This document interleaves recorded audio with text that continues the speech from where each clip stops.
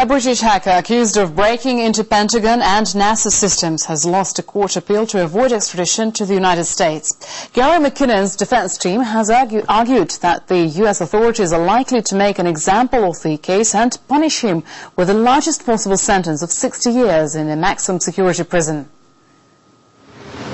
It was supposed to be hacker Gary McKinnon's day in court, but he was too ill to attend. Accused of breaking into US military computer systems, the stress of the ongoing appeal against his extradition to America has left him fragile.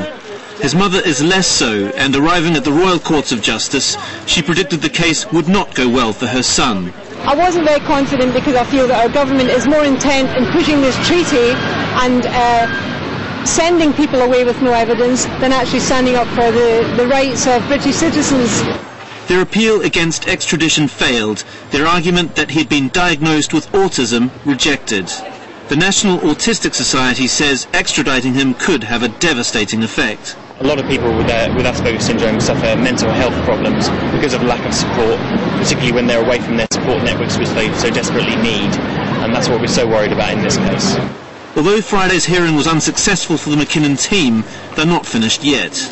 The High Court judges have come back and said that the two judicial reviews have failed, but they have said that we have 28 days in which to lodge grounds of appeal. McKinnon has the backing of a number of celebrities, and the case has raised important human rights issues. Under the terms of the extradition treaty, the US does not have to provide evidence to back up their request. Human rights organisation Liberty says Parliament has actually already passed an amendment for this, but it's never come into force. In 2006, Parliament actually passed a law that would allow a court to have the discretion to bar extradition if the conduct constituting the offence took place in the UK, and it would be in the interest of justice not to extradite. So, for example, with his Asperger's syndrome, that would be a reason why you might not want to extradite. But even if that does happen, it won't help McKinnon, who says he was only looking to prove the existence of UFOs. As well as being very upset, I'm very angry because I think it's very unjust. Gary hasn't murdered anyone, he hasn't raped anyone, non-violent crime.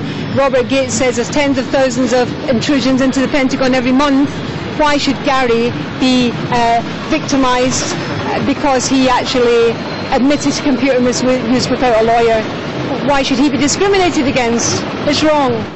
Gary McKinnon's mother and lawyer adamant the government should intervene to save him from extradition, but that certainly didn't happen here on Friday. So now it's on to the Supreme Court, which takes over as the highest level of appeal in October, and if that doesn't work, to Europe. But if anything has come out of this appearance, is that the McKinnon campaign shows no sign of slowing down. Brendan Cole, RT,